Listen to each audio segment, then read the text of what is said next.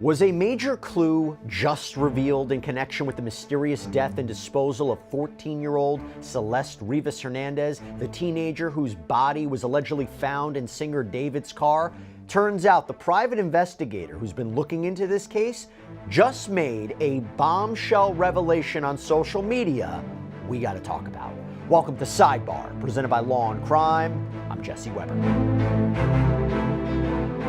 Okay, real quick before we jump into this, got to tell you it's open enrollment season again. Yeah, this is where you compare the exploitative premiums, the fine print of health insurance. It is chaos. It is awful. The good news is we got a great sponsor to help us out, Crowd Health. It's different. You know why?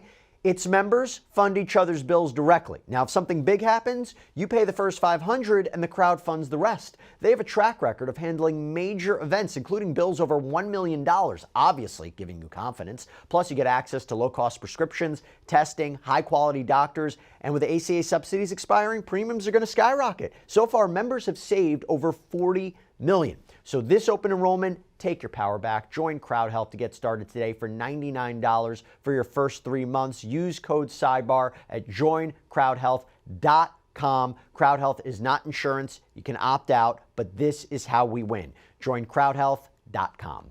All right, we got this David update that we got to talk about, and it may give us some sort of insight into what happened to 14-year-old Celeste Rivas Hernandez, who, as you know, her body was found in a Tesla that was allegedly registered to singer David back in September out in LA. There have been no arrests. There have been no charges filed. There has been reporting, particularly from TMZ, that possibly an investigative grand jury out in LA may be hearing evidence. We did previous sidebars on that. You can check it all out. But one underlying question that we don't have the answer to, and from a forensic point of view, perhaps is a complicating factor, is what happened to Celeste? How did she die? What was the true state of her body? How was she moved? Which is why the update that I'm about to get into is so interesting. You want to talk about complicating. You know what else is complicating? The fact that the cause and manner of death hasn't been released, and that the details from the medical examiner's office have been sealed by court order. You know, according to a release from the medical examiner's office, it said at 10:54 a.m. on Friday, November 21st, the County of Los Angeles Department of Medical Examiner received a court order initiated by the Los Angeles Police Department to place a security hold on medical examiner case number 2025-14252 Celeste Rivas Hernandez.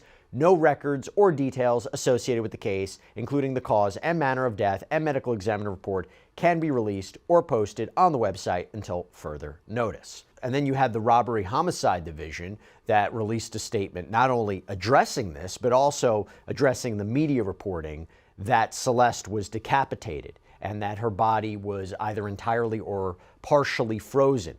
Now, this is based primarily on reporting from TMZ. They had a statement that said, Robbery Homicide Division statement on Celeste Rivas investigation, Los Angeles. The Los Angeles Police Department is aware of the recent stories posted by various media outlets about the David Celeste Rivas investigation and would like to dispel some misinformation contained in their reporting.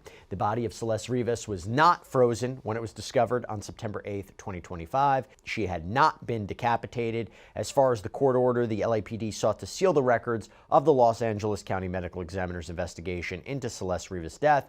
That order was sought only to ensure detectives from Robbery Homicide Division learned of important information surrounding her death before the media and the public. The order was not sought to undermine transparency. Okay, now we got to talk about this update. And this update concerns Steve Fisher. We've had him on the program before. Steve is the private investigator who was hired by the owner of the property where David had reportedly been staying in the Hollywood Hills. That property was apparently near the Tesla. That property, by the way, was searched by authorities. Now, Steve has come out and made some comments about his investigation, including things like this. But I will say this, there are some things that, and I'm talking physical evidence that was at that house that is, there could have been greater plans as far as getting rid of her. And it's scary, sadistic stuff. And that's why we're trying to learn more about that. I wish I could say more, but for obvious reasons I can't. But it doesn't have to do with how she died, but maybe how they were planning on ultimately getting rid of her, and how maybe that Tesla was just a holding spot at the time, and things just, their timing was just off as far as getting this done. But there's a few things that were just like, will blow your mind. And he was recently discussed on another episode of Sidebar, where he made a post on X seemingly fighting back about potentially being held in contempt of court for allegedly talking about or discussing a case that he had seemingly testified about. He really fought back against that allegation as well. And we assume this was about the Celeste Rivas Hernandez case. Not definitively confirmed, but when you read between the lines of his message, it seemed to be that. Maybe we'll get into that a little bit later. But now, given what he has said about his findings, this is what we need to talk about. He just posted this on X. Quote, "Although my words have been misquoted by some, what I actually said about certain items found at the Doheny address was that they were, quote, items you would expect to find on a farm rather than in a home in the Hollywood Hills. One of those items was a burn cage incinerator, advertised to burn at 1,600 degrees. Human cremations are typically performed at approximately 1,400 degrees. An incinerator is not legal to use within city limits and serves no legitimate purpose at a residential property in the Hollywood Hills. Some will argue that this item was intended as a prop for a video. If that were the case, it raises several obvious questions. Why would a 55-pound bird cage be delivered to a private residence instead of directly to a prop designer or production house? Why would it be ordered before departing on an extended world tour? And why was it never used in any video production? It is also important to note that there were additional items present that could be used in conjunction with the burn cage. To be very clear, this burn cage was not used. It was still new and in the box. However, given that Celeste Rivas Hernandez's remains were ultimately found in the Tesla trunk, the presence of an incinerator at the same residence associated with that vehicle necessarily raises questions about intent. The burn cage was not taken during the search warrant, and because it was not used, it appears it's not of importance to any possible criminal investigation. But we think it's important context, even if not criminal. The burn cage and other related items were delivered to the residence under a false name, although the deliveries were accepted at the property. Attached is a photograph of the actual burn cage incinerator as found at the residence, along with an image from Dr. Byrne's advertising materials for the product. Hashtag Celeste Rivas Hernandez, hashtag David. And he does include those photos, by the way. What do we make of this? Let me bring on Matt Irvine to talk about this, retired detective, law enforcement instructor. Matt, so good to have you here. Quite the statement from Steve Fisher, making it public. Your thoughts if this is true? Well, I think Steve Fisher's remarks are very well considered. I cannot think of a legitimate, innocent reason why a burn cage would be received at a private residence, why it would be ordered under a false name. I also, frankly, let's can't actually understand. Just start there. Keep your thought. Okay. The only thing I would say is about a false name, if he's a celebrity, he doesn't want people knowing that he's staying there. Thoughts? Fair enough, but if he's got a bunch of people that he's working with because he intends to use this as part of a concert tour, as part of a video, he's got a whole staff of people that can order something for him. I don't understand why he would need to do it under an assumed name. But your point is well taken. That could be an innocent explanation. But again, to Steve's points, if that is indeed the intent for this item, why is it delivered to a private residence? Why is it not with him on tour? Why is it not taken to some location to be used for some kind of a video? That said, I also can't think of a good reason why LAPD didn't seize this item. I mean, if you're conducting an investigation into a body found in the trunk of a car, one of your working theories has got to be that this body was placed there in order to move it from the scene where the death occurred and then transport it to some third location to conceal it or dispose of it.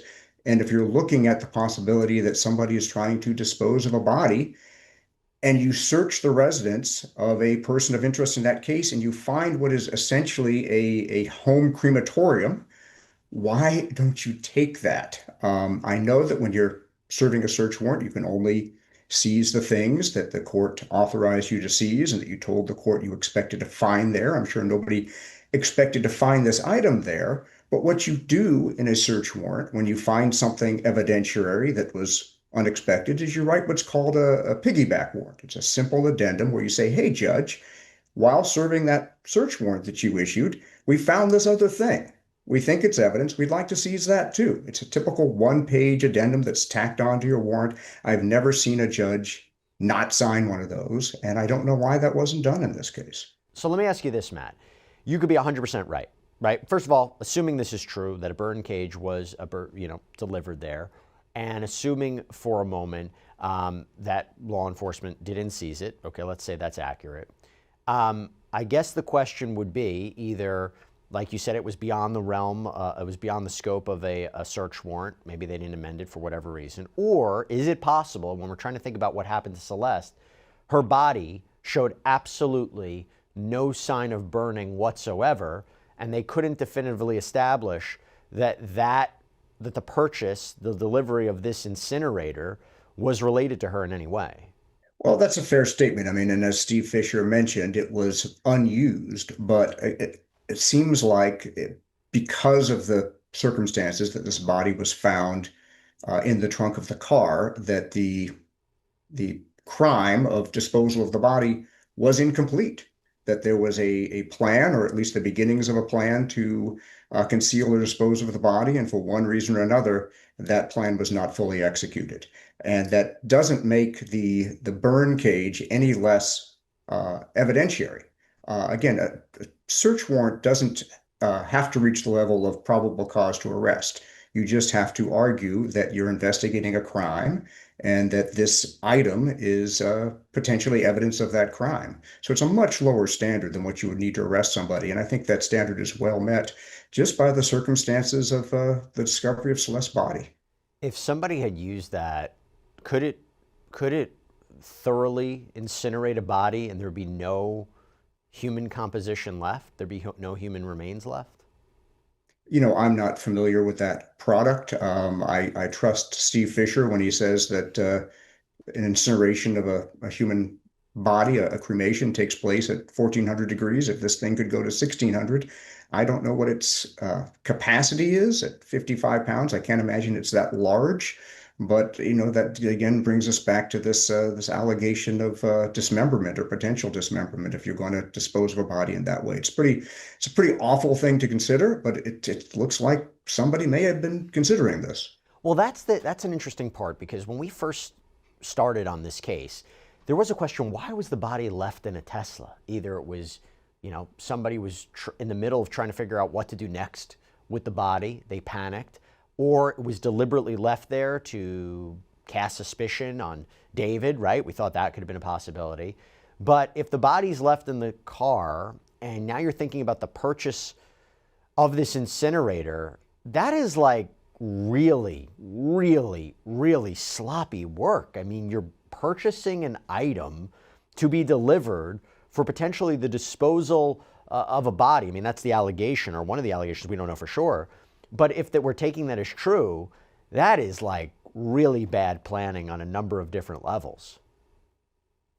Well, I would expect that however Celeste died was not something that was very well planned or thought through. And I would expect that if you've got a bunch of people who don't have significant sophisticated criminal histories and they're confronted with a dead body under whatever circumstance, panic would be a pretty likely reaction. And, despite all the stuff we see in TV and movies, most people that commit crimes aren't terribly sophisticated. These are not, Ocean's 11 type, master criminal kinds of enterprises. These are people that get in situations where they are way over their head. Things happen that they did not intend. And they get out of control and they panic. And a lot of the kind of circumstances of this case seem to suggest that. And if it is true that that burn cage was not used, that it was left in the packaging, If someone had purchased that for the purpose, let's say, of disposing of Celeste's body, it gives you kind of an insight to someone's mentality and what they're capable of doing, which also makes me wonder, was this the first attempt to dispose of her body? If someone would be willing to incinerate her body, and we don't have definitive evidence of that, I mean, we're just taking this report from Steve Fisher for a minute, we're assuming it. Does it not give you indication about what the state of Celeste's body may have been like? And again, what's complicated is we don't know the cause and manner of death. We don't know more details, particularly about her body. But am I off to say if someone has the will to do that, would this have been their first attempt to dispose of a body? Does it give you an indication of what else may have happened to Celeste's body? Well, you raise a couple of questions. I mean, everything about the circumstances of the discovery of poor Celeste's body suggests something that was not terribly well planned and an act that was not complete. In terms of the burn cage, it's hard to know when in the course of all of this item was purchased. Was this the first plan to dispose of her body, and for some reason, a plan B was hatched that involved putting it in the trunk of the car? Was there somebody that was supposed to remove the body from the trunk and place it in the burn cage, and for one reason or another, either failed to do that or decided not to do that? I mean, there's a lot we can speculate about here. I think the big takeaway is that one or more people, probably inexperienced in criminal activity, panicked and hatched one or more schemes, none of which ultimately were taken to their completion. Mm-hmm. But what is complicating, I mentioned before, is you have this seal on the medical examiner records. In your experience, I don't know if you and I had an opportunity to talk about this. Whatever's going on between the ME's office and the LAPD is interesting, to say the least. It is interesting and it is unusual. The LA coroner's office works with 40 plus agencies in the greater LA County area, but it works very, very closely with LAPD and particularly with robbery homicide. And, defense attorneys often complain that homicide detectives and the coroner work too closely together. I've attended autopsies where I'm standing with the medical examiner and we're looking at the evidence and we're talking about what we think may have happened.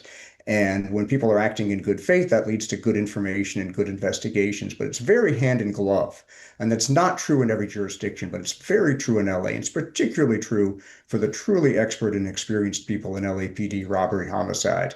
So for them to be issuing contradictory statements, or for the LA coroner's office to say, we wish we could tell you, but we can't, and then LAPD coming out and saying what's being leaked possibly from the coroner's office is not true. I have never seen that before. These are people that work very, very closely together on very sensitive cases, and there's usually a lot of trust and a lot of cooperation. Yeah, and the chief medical examiner released a statement at the time saying the department's mission is to have full transparency with the community by providing information about our cases to empower people to make changes that save lives. Since becoming the department head, I've worked on eradicating the practice of placing security holds on medical examiner cases simply by law enforcement request. The practice of security holds is virtually unheard of in other counties and has not been proven to improve outcomes in the legal system. We are dedicated to serving our community with full transparency. However, the law precludes us from doing so while the court order remains in this case. Look, I get the position of LAPD. They don't want to compromise an ongoing investigation. They want to be careful about what information's out there. Two questions I have for you is, one, do you think the medical examiner's office definitively knows the cause and manner of death for Celeste? And B, what is LAPD's greatest concern about information coming out? So there's a lot about this that is very confusing and unusual to me. First of all, I would say it is very likely the LA Medical Examiner's Office knows as much as they're going to know. It's been more than 3 months since Celeste remains were discovered. I can't imagine a test or a procedure that would not have been performed by now and for which the results would not have returned. So I don't know what they know, but I'm afraid, or I expect, that they know all that they're going to. LAPD's greatest concern, obviously, is about information getting out that could damage the investigation, particularly at this point where nobody's been arrested or charged. That said, it's also strange to me that if their concern is protection of information, and the integrity of their investigation, that there would be, as has been reported, an investigative grand jury being held right now. Because when you bring people into an investigative grand jury and ask them questions, they then exit that questioning and consult with their attorney. And now you've got two people that at least have some insight into what the investigation is about. And if you've got multiple people being brought before a grand jury, there's often going to be a common defense agreement among them where all of the persons who are questioned and all of their attorneys are all talking to each other. So at least among the people who could potentially be charged or called as witnesses in this case, there's a lot of information potentially leaking out just by virtue of the grand jury process. I've been told that one of the advantages of an investigative grand jury here, other than, presenting evidence and issuing subpoenas and gathering more evidence, and by the way, my understanding is this is a grand jury that wouldn't even be able to issue a formal indictment. You would need to bring it to another grand jury. But one of the advantages is you can lock in witnesses' testimony. And for a future case, hit them with it. Say, this is what you testified to in the grand jury. This is what you said. We're locking in your testimony as a future witness in a case, particularly when it's complicated, particularly when it's high profile. And there was reporting from TMZ about who may or may, who may be appearing at that courthouse, which can complicate it as well. But you tell me what you think the advantage would be. So the advantage to an investigative grand jury is that they can compel the production of evidence, be it physical evidence, documents, records, or testimony.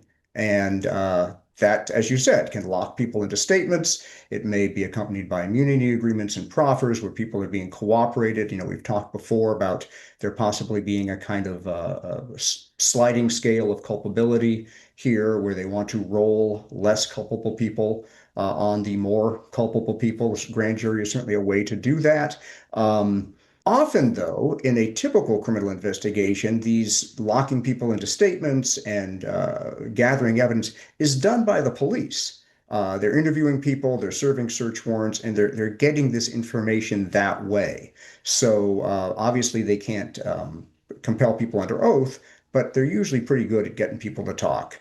And so the fact that there is, at least as reported, an investigative grand jury suggests that there is evidence, be it documentary or testimonial, that the DA needs that the police have been unable to obtain. And by the way, just so we're clear, if there is an issue, if the indictment is ultimately handed down and there's an arrest, are we, the public, a Celeste family, going to know every detail immediately? Are we all going to understand what happened to Celeste if and when that day comes? It really depends on how the DA's office decides to issue the indictment. An indictment can be a very, very brief document that simply outlines the charges and the persons being charged, or it can be what they sometimes call a speaking indictment, which is more common on the federal side, where they really lay out a lot of the evidence in the indictment document. However, once somebody is indicted, it starts a discovery process where pretty much everything that's known to the prosecution is disclosed to the defense.